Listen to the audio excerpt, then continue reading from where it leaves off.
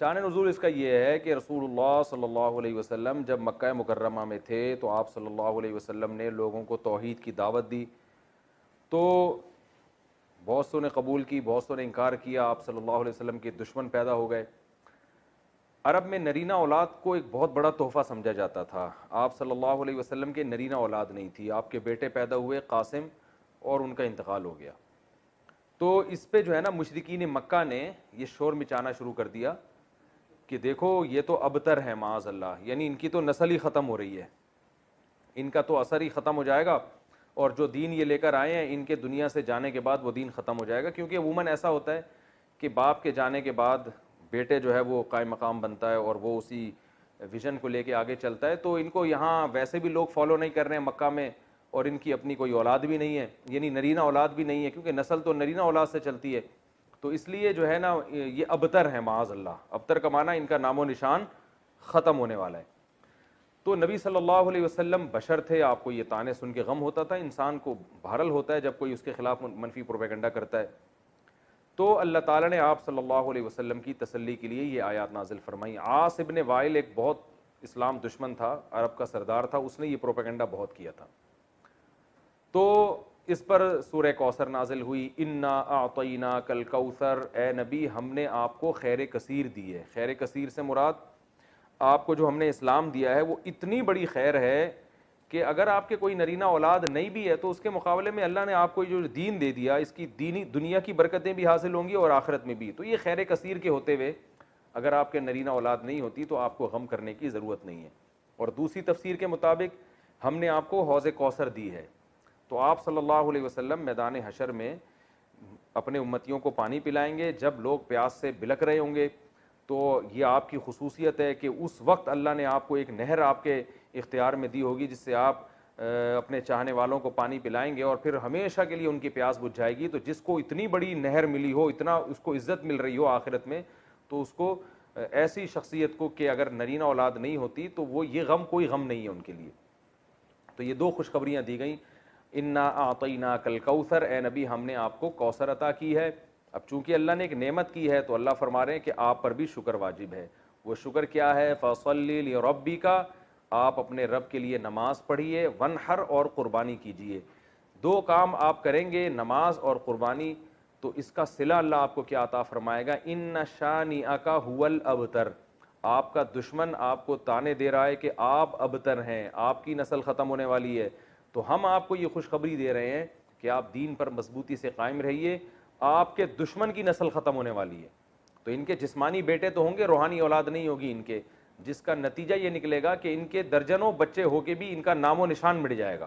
باپ دیکھیں عرب کے بہت اولاد ہوا کرتی تھی، لیکن آج ان عرب کے سرداروں کا نام لینے والا کوئی بھی نہیں ہے، نہ ابو جہل کو پوچھا جاتا ہے، نہ ابو لہب کو، نہ عاص بن وائل کو۔ تاریخ میں ان کا تذکرہ ایک برے عنوان سے، برے نام سے کیا جاتا ہے، کوئی ان کو عزت دینے والا نہیں، حتیٰ کہ ان کی اولادیں بھی آگے جا کے مسلمان ہو گئیں، انہوں نے بھی اپنے باپ دادا کا ذکر چھوڑ دیا۔ تو یہ اس صورت میں اللہ تعالیٰ کا ارشاد ہے۔ اچھا، اب اس میں جو کچھ علمی باتیں ہیں، نمبر ایک کہ اللہ تعالیٰ نے جب بھی کسی پر کوئی انعام کیا ہو، احسان کیا ہو، تو اللہ تعالیٰ چاہتے ہیں کہ اس کا تم شکر ادا کرو۔ تو اسی وجہ سے آپ صلی اللہ علیہ وسلم کو اس صورت میں خطاب کیا گیا کہ ہم نے آپ کو جب کوثر عطا کی ہے تو آپ اللہ کے بندے ہیں، لہذا آپ پر بھی اللہ کا شکر ادا کرنا واجب ہے۔ پہلی بات تو یہ پتہ چلی۔ دوسری بات یہ پتہ چلی کہ شکر ادا کرنے کا طریقہ ہمیشہ سے وہی ہوگا جو اس صورت میں بیان کیا ہے، ایک نماز اور ایک قربانی۔ نماز ہمیشہ یاد رکھیں کہ لیبل ہے جسمانی عبادت کا، اور قربانی لیبل ہے مالی عبادت کا، کیونکہ جب آپ جانور، عرب میں اونٹ جو ہے نا یہ بہت قیمتی مال تھا، تو اتنے قیمتی مال کو کاٹ دینا یہ بہت بڑی قربانی سمجھی جاتی تھی۔ تو مطلب کیا ہے کہ آپ نے اللہ کو راضی کرنے کے لیے اپنے جسم کو بھی کھپانا ہے جیسے کہ نماز میں کھپایا جاتا ہے، اور اپنے مال کو بھی قربان کرنا ہے جیسے کہ قربانی میں کیا جاتا ہے۔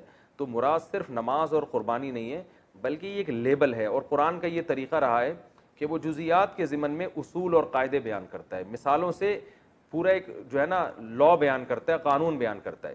تو یہاں بھی ایک قانون بیان کیا جا رہا ہے کہ شکر کا دو طریقے ہیں، ایک جسمانی عبادت بھی اور مالی عبادت بھی، مال بھی خرچ کرنا ہے اور جو ہے جسمانی عبادت بھی کرنی ہے۔ اب تمام جسمانی عبادتیں اس میں آ گئیں، کیونکہ نماز سب سے اہم ہے اس لیے اللہ نے اس کو ذکر کیا، اس میں روزہ بھی آ گیا، اس میں حج بھی آ گیا، اور اس میں جو کچھ بھی ہم اللہ کے لیے اپنے جسم کو کھپاتے ہیں سب کچھ آ گیا، اور مال میں تمام مالی عبادتیں آ گئیں، زکوٰۃ بھی آ گیا، فطرانہ بھی آ گیا، اور اللہ کی مخلوق کو اللہ کو خوش کرنے کے لیے اللہ کی مخلوق کو کھانا کھلانا، یعنی ہر وہ عبادت جس میں قربانی کا عنصر ہو. تو قربانی یعنی مالی قربانی کا عنصر ہو، تو مالی قربانی جو ہے وہ غریبوں کو کھانا کھلا کے بھی حاصل ہوتی ہے، رشتہ داروں پہ خرچ کرنا اور ضرورت مند کو قرضہ دینا، یہ تمام کی تمام چیزیں اس میں داخل ہیں. تو یہ بھی اس سورت سے ہمیں پتہ چلتا ہے. اور یہ تو دوسری بات ہوئی. اور تیسرا جو سبق ہمیں اس سورت سے ملتا ہے وہ یہ ملتا ہے کہ جب آپ اللہ کا شکر ادا کرتے ہیں اور آپ اللہ کے حکام کو فالو کرتے ہیں تو روحانی نسل بہرحال آپ کی ہی بڑھتی ہے. اور اگر آپ اللہ کا شکر ادا نہیں کرتے تو آپ کی اولاد بھی آپ کو بھول جاتی ہے. جیسے کہ اولادیں تو ملی مشرکین مکہ کو مگر کوئی ان کو یاد نہیں رکھتا. تو آج بھی ہم دیکھتے ہیں کہ دینداروں میں یہ چیز نظر آتی ہے، ان کی اولادیں والدین کے مرنے کے بعد موت تک ان کے لیے دعائیں کرتی ہیں، موت تک صدقہ خیرات کرتی رہتی ہیں، پھر آگے نسلیں پیدا ہوتی ہیں وہ بھی اپنے باپ دادا کے لیے مغفرت کی دعائیں مانگتے رہتے ہیں. لیکن جو زیادہ نام نہاد لبرل لوگ ہیں وہ اپنی اولادوں پہ بڑا خرچ کرتے ہیں، مگر ہم دیکھتے ہیں کہ جب ان کے والدین کا انتقال ہوتا ہے تو اولادیں چند دنوں میں ان کو بھول جاتی ہیں. جتنا دین سکھایا ہوگا آپ کی اولاد آپ کو اتنا ہی یاد رکھے گی اور آپ کی نسلیں آپ کو اتنا ہی یاد رکھیں گی. اور جتنا آپ نے اپنی اولاد کو دین سے دور کیا ہوگا تو آپ کی اولاد وراثت تو دبا کے لے گی آپ سے، سارے فائدے اٹھائے گی مگر آپ کو یاد نہیں رکھے گی.